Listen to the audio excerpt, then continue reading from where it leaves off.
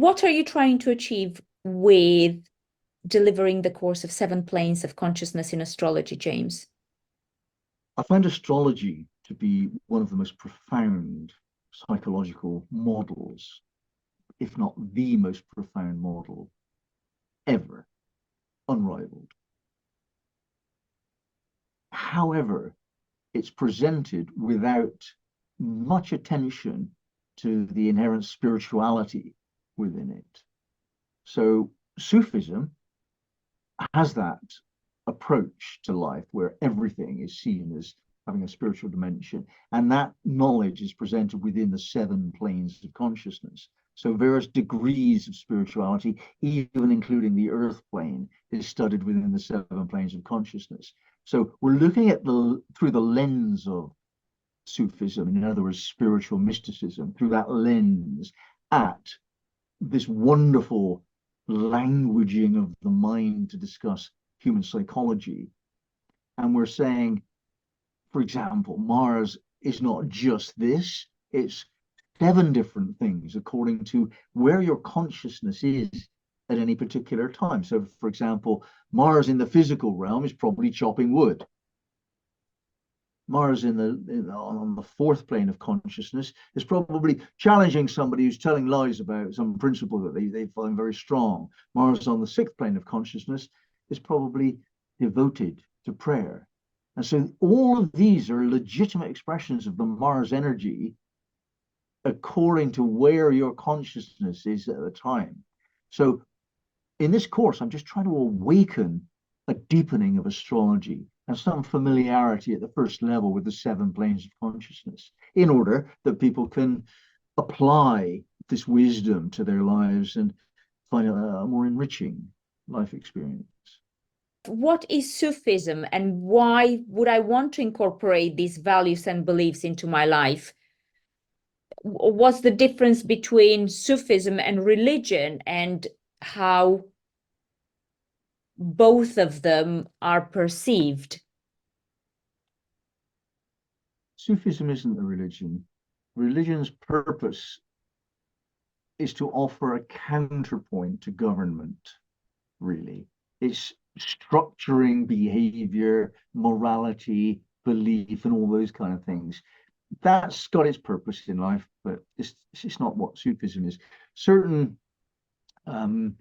paths are mystical paths. In other words, you seek to have a mystical experience, which is a direct connectedness with God rather than through priests and scriptures and so on.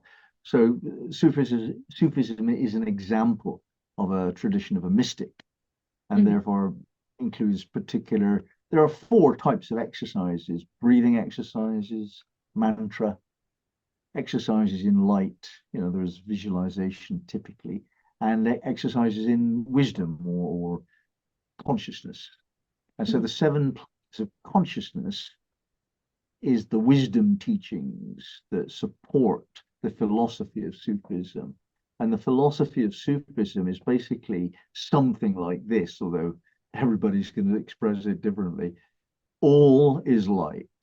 And light is a synonym for energy. The whole of reality is energy in different forms.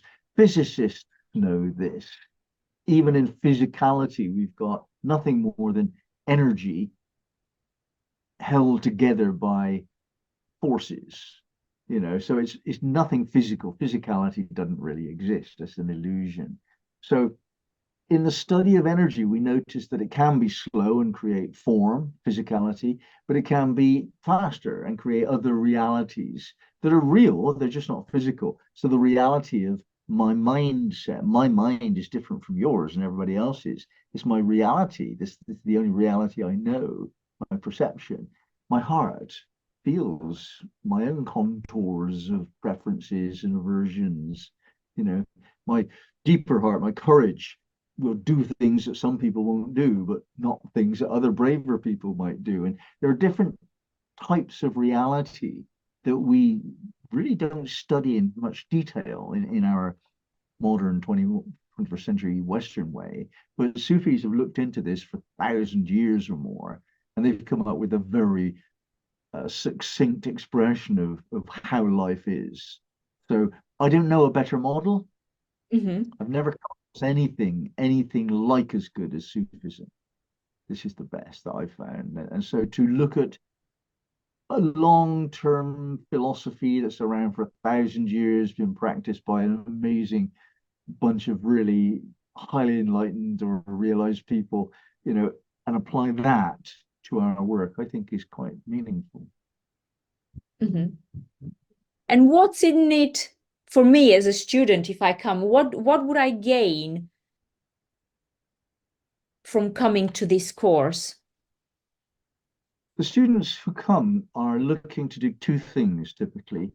They're looking to deepen their awareness of the spiritual side of life and therefore self-revelation. Those two things are equivalent on the one hand, and on the other hand, develop their familiarity with the languaging necessary to do that. And in their preference is astrology, which is my preference. The languaging of astrology is amazing. I could say one phrase to you and it would conjure up a type of person. Developing that language develops your mind's ability to hold the concepts, and your beingness has the ability then to realize those concepts given by the language as somatic experiences. You get to know what you feel only when you've got the language to understand it. Mm-hmm. So learn the language of astrology through the lens of spirituality, of Sufism, in order that we can understand our experiences in life. And when we do that, we can make decisions properly, Mm-hmm. Would get it you call right. it an awakening? Yeah, that's exactly what I call it. It's the path to happiness is the path of awakening, and you would expect to be both much more conscious of what's going on and living in a state of joy almost always. Mm-hmm. If you do it right, if you get to the point of mastery with this stuff. And that's not a silly dream for one in a million. It's an attainable goal. Like any, if you went to study a professional course, you do 5 years studying architecture, accountancy, or doctors. At the end of that period, you'd know what you're doing, and then you'd do some experiential work. And after a good few years of practice, you think, oh yeah, now I am a doctor or an architect. That's what you do for that. Well, why won't you do that for an awakening process? This awakening process is not only useful in this lifetime, this will take you through to eternity. It's worth so much more in this lifetime than any professional qualification. So Mm-hmm. why wouldn't you give it 5 years of study and 5 years further experience before you start calling yourself, a proper student of the mysteries? That's my approach. Mm-hmm. What if all this learning and awakening, it would totally disrupt my life? Yeah, How would I deal hopefully. with that? Well, I hope it does. If it doesn't do that, then you're wasting your time. How you deal with it is your program of mastery. Every one of us gets a challenge that we can't cope with until we can cope with it. And that is the bridge that we're trying to cross. I hope you get your lives really messed up. That's my purpose here. What if that makes me think that I haven't got my shit together, as they say? So if I've got the perfect relationship, the perfect job, and I wouldn't be here, being here, would that make me feel like I haven't got my shit together and I'm less valuable than what the media, the society tells you that you should be, and you should have it already, especially by a certain age in life? Yeah, there's a good few non sequiturs in there. I mean, first of all, not having your shit together and being valuable are not equations, which is your assumption. Secondly, society and the media and everything get involved in this formula. It's none of their business. So if you're somebody that cares about your image more than the reality of your beingness, then yeah, I invite you not to come. I'm only interested in people that are authentic and movement. They're enjoying movement towards awakening. I don't want other people in my life. you're taking on a new approach to astrology. You've learned a lot of astrology in the past, and now you're studying astrology through the eyes of Sufism. Is this an important decision for you to deepen that study? Yes, it's a very important decision because I've realized that we are not just our mind and our thoughts. And what I've come to understand with astrology is that astrology is a map of our soul, and it gives us very important markers and guidance on who we are, what our purpose, our dharma is in this lifetime. So by marrying the map of our soul with the patterns of our mind, we can create a cohesive vision for our life. So through the language of astrology, we can explain who we are at a deeper level that not everybody that we walk past on the road will see. And that's Yeah. how I use astrology. What's your wider work? What else have you done? What's your visionary work so far? My approach to the human being is a very holistic one.